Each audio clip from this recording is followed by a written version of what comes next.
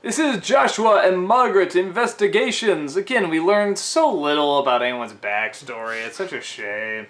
No, this one we get a lot of info. I'm gonna look very blue now. Oh, crap. Sorry. Oh, no, it's okay. No. So pretty much you got, we get the backstory of Jake's parents and why Jake can do what he does. I actually was just thinking, in one of those episodes, I was sort of like, yeah, are they ever going to explain that? Because we're getting so much past history of the other characters, and then they finally do. Yeah. So his parents, it turns out, were investigators. And even when she was pregnant, she wanted to keep going and investigate. And they came across a monster who bites Jake's dad. And so she goes to try and get a formula she thinks will help. So she gets the venom from one of these things that does something at the end, like, transports it to a different dimension or something in the coolest way that makes us say, good God, I want to know what the hell's going on there. Makes me think of a spirograph. Yeah, I almost wanted to see that scene again, just to, get the animation was so cool there, just the way it morphed in anyway. Eventually it turns out what's happening to Jake's dad is that he's actually given birth to, Jake, and then the mother gives birth to the brother, and that's why Jake can turn into anything, because he's actually the product of one of those things that can turn into anything. I think there was only one. That's my guess. I think there was just only actually one. Well, one, it just kept changing into other stuff. He'd have to be really fast, but again, we saw he could teleport to different places. So. And the way he separated into two. Yeah, that's true too. So it very well could be just one creature, and if it is one, which I think you're right, they're kind of hinting at because he could break into other ones. I'm even more interested. I mean, that just suddenly created like a huge, what the hell? I want to know the story here behind this creature. And obviously it was part of its plan, because as soon as she got the venom or whatever, he starts laughing, and then he goes into the other dimension there. Are you a baby? And yeah, so we get a nice backstory there, and I really like the couple. I like the mom and dad. I like the way they work off each other. I like how they talk like, 1940s investigators. Yeah, say, oh, that almost hit me on the noggin. I mean, it's like I like all that talk, and I like how quickly they talk.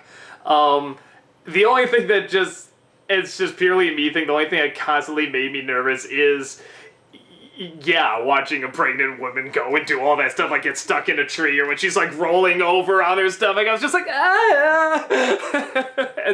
I don't know, that stuff just makes it, even if it's anime, it just makes me nervous. I can't help it. I just get really nervous about that stuff. But still funny. What about your girlfriend? What? You mean? What? Tree trunks? You forgot the entire tree trunks crap in this. I mean... Well, okay, she goes and... her pie is stolen by her first, presumably first husband. One of the first three. Yeah, and but they find out it was just the husband, but there was a monster too. To be honest, I didn't think there was that much tree trunks to mention, and I didn't because I know you don't like her, so I. But it's tree trunks, and I thought you were just gonna be like, tree trunks, yay! Well. This cameo wasn't nearly as funny as when she turned to that guy's head. That was hilarious. No, see, that was a cameo. This was not a cameo. Yes, it was. She was in for like 2 minutes out of whatever, the 10. Yeah, that's like 1/5 of the episode. That's, okay, a slightly bigger cameo.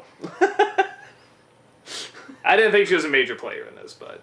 Major player. Okay, so what do you have to say about tree trunks? How old is this woman? She did sound exactly the same age. And she sounded just as dumb as she was before, or as she is now. But here's the thing. Jake came out and he was immediately talking and dancing and stuff. So, I mean, for all we know, maybe he's just like...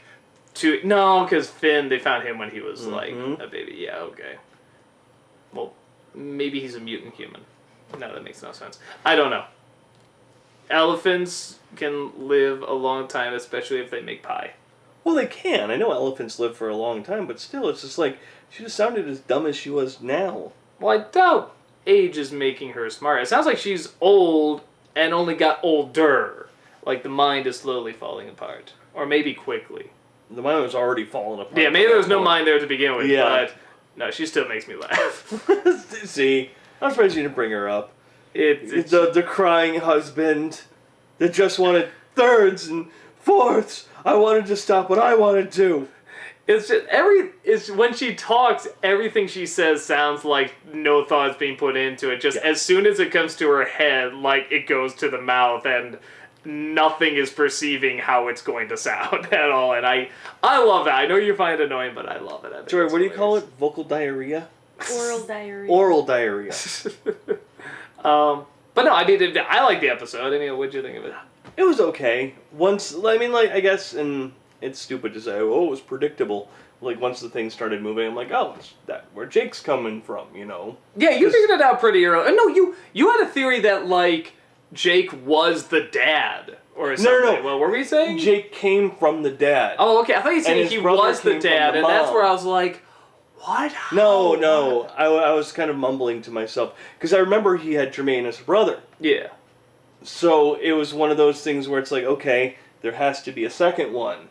And it just makes sense with this thing starting to move and that creature being able to transform.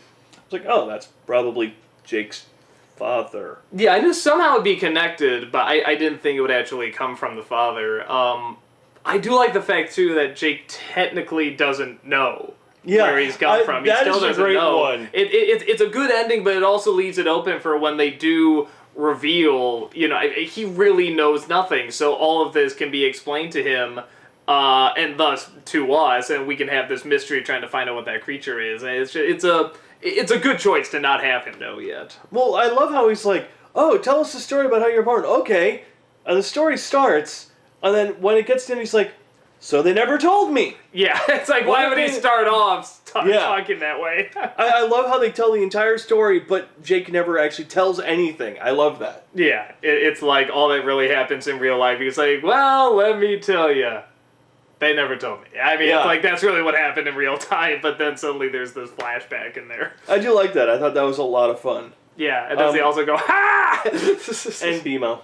Yes, it was good. I forgot how much I missed BMO. When I saw BMO again, I was like, yay! But yeah, this is episode, 4 in a row where Finn and Jake haven't been the main focus. Yeah, It's been very other character focused. I mean, it's like, I give a little credit because we're learning one of their histories, you know, so it's like, it's a little more, you know, there's a little bit more leeway there, I think, but yeah. I mean, that is 4 where, I think maybe the kid who plays Finn voice is just really going through a change or something. It's like, just keep him out as much as possible.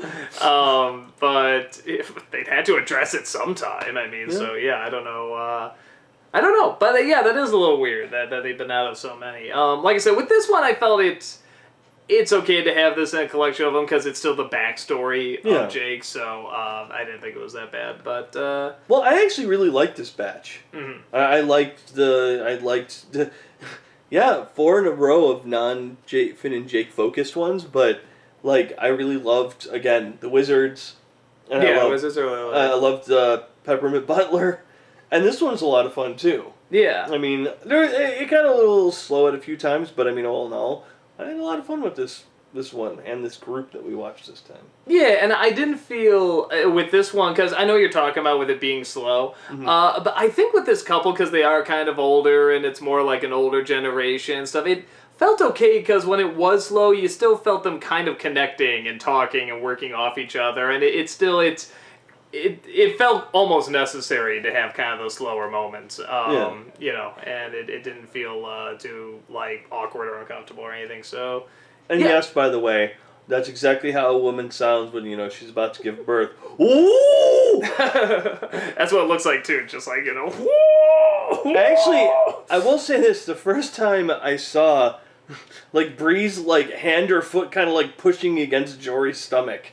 It's freaky. It's weird as crap. It's just even when I was a little kid, I heard you want to feel the baby kicking. I'm like, fucking what? It's I hear it's kicking against my belly. It's isn't that awful? No, it's cute. It sounds awful. Can you see its face also trying to get through? Like, ah! It's just like, ugh. I remember when Jory was like, oh, you know, it's kicking, because we didn't know the sex at the time, but it's like, do you want to feel it? I'm like, no. It took me a while before I actually tried to feel, and of course, every time I tried to, nothing happened. Hello, my baby. Yeah, exactly. Effing kids. Bree! We got her well trained. Yes. I'm good. I'm good too. Okay. So, yeah. I guess we'll see you next 5 episodes. What do you want?